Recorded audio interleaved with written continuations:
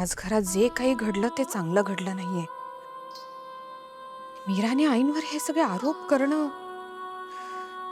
हे चुकीचं आहे खरं. पण का कोणास ठाऊक माझा मीराच्या बोलण्यावर विश्वास बसत होता. मला पटत होतं तिचं म्हणणं. असं याआधी कधीच घडलं नाहीये. मग आता अचानक का? काहीच कळत नाहीये. बरं, या सगळ्यांचे ठोस पुरावे देखील नाही. मीराचे म्हणतीये तिच्यावर विश्वास ठेवून तिला साथ देऊ की हा केवळ तिचा गैरसमज आहे असं समजून दुर्लक्ष करू?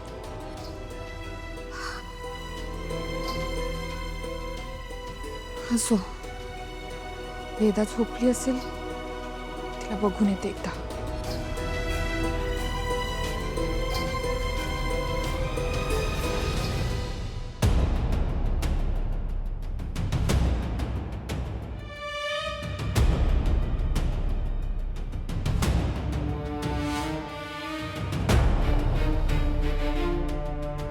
आई इतक्या रात्री कुठे चालल्यात?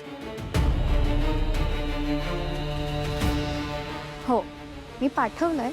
So you just check it out. Yes. हो हो. हां, डोंट वरी. येस.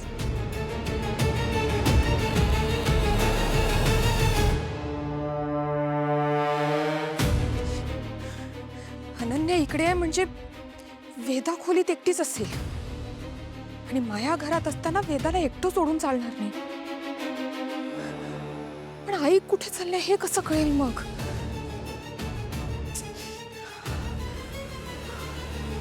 असो,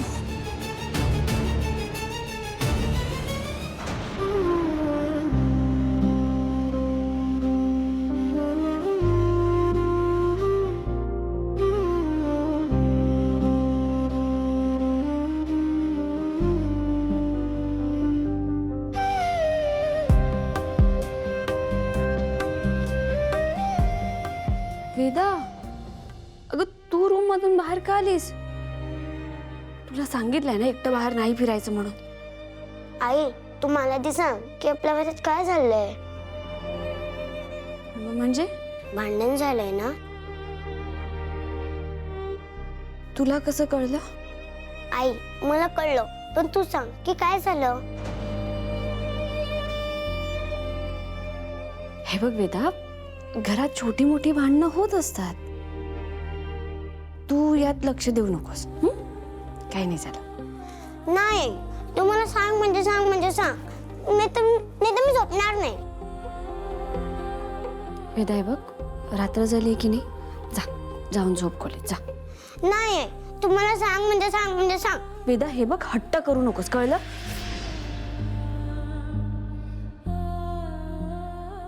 आई सांग ना. वेदा, म्हणाले ना तुला हट्ट करू नकोस म्हणून. आई,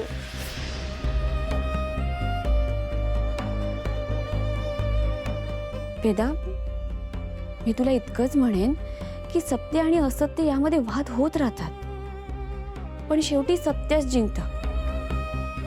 एक गोष्ट लक्षात ठेव, तू मोठी झालीस ना तरी सुद्धा नेहमी सत्याच्या बाजूने उभं राहायचं, कळलं? अगदी बरोबर वेदा.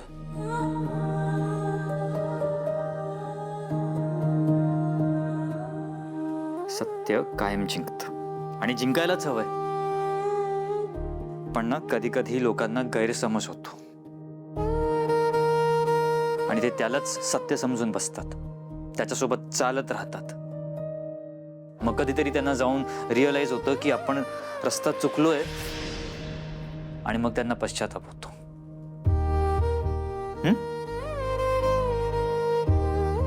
नाही वेदा, हे बघ, असं अजिबात नाहीये. सत्य हे लख्ख प्रकाशासारखं असतं. ते वाट चुकवत नाही तर वाट दाखवतं. करेक्ट, अगदी बरोबर वेदा. पण तो प्रकाश सगळ्यांना दिसला पाहिजे, फक्त एका व्यक्तीला नाही, हो ना? हे बघा आई बाबा, तुम्ही दोघं भांडतायत ना म्हणून मला कसं तरी होतंय. नाही, आम्ही भांडत नाही आहोत. ते तू स्कूलमध्ये डिबेट करतेस ना, तसं आम्ही डिबेट करतोय. बाबा मी आता मोठी झाली, मला सगळं कळतं. ओके, नाही करणार. I am sorry. It's okay. Veda, खूप रात्र झाली आहे, तू तुझ्या खोलीत जाऊन झोप. मी तुला सोडून येते. चल ये. नाही आई, मी आज इथेच झोपते तुमच्या दोघांसोबत. का? नाही तर तुम्ही दोघं परत भांडत बसाल. नाही, आम्ही नाही भांडणार खरंच.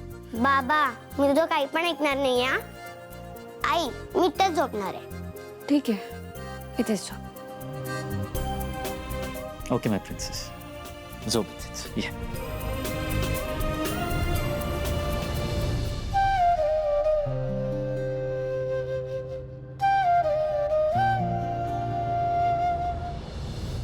मार्जारी, तू म्हणाली होतीस त्याप्रमाणे दुसऱ्या पायरीत विघ्न आलं आणि ते साधं नव्हतं, फार मोठं होतं. एका क्षणी असं वाटलं की सगळं संपलं. पण शेवटी आपली इतक्या वर्षांची तपश्चर्या कामी आली. त्या मीराने सगळ्यांसमोर अंबिकाच्या खुनाबद्दल सांगितलं, पण कोणीही तिच्या बोलण्यावर विश्वास ठेवला नाही. ती माया सुद्धा बरळली. पण ती आधीच घरच्यांचा विश्वास गमावून बसले, तिचं कोण ऐकणार?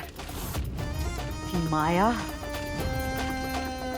तिला मी असा मृत्यू देणार आहे की ती पुढचा जन्म घ्यायला घाबरेल. पण यात सगळ्यात महत्वाचं म्हणजे माझं प्याद, अंबिका. माझा तिच्यावर पूर्ण विश्वास आहे. ती कायम माझ्या बाजूने उभी राहील. माझा विश्वास आहे की माझं प्याद कधीच फुटणार नाही. पण कधी कधी मला असं वाटतं की तिला माझ्यावर संशय तर आला नसेल ना. हरकत नाही. मार्जरी, आता दुसरी पायरी पूर्ण झाली. मार्जरी, आता कवच कधी मिळणार? आता सगळ्यात कठीण पायरी अजून बाकी आहे. तुला आणखी एक विधी करायचा आहे. तो विधी घराच्या दक्षिणेला करायचा आहे आणि तो विधी तुला या घरातल्या कुमारिकेवर करावा लागेल. घरातली कुमारिका म्हणजे वेदा? पण यातली खरी अडचण वेगळीच आहे. हा विधी तुला रात्री नाही तर दिवसा करावा लागणार आहे.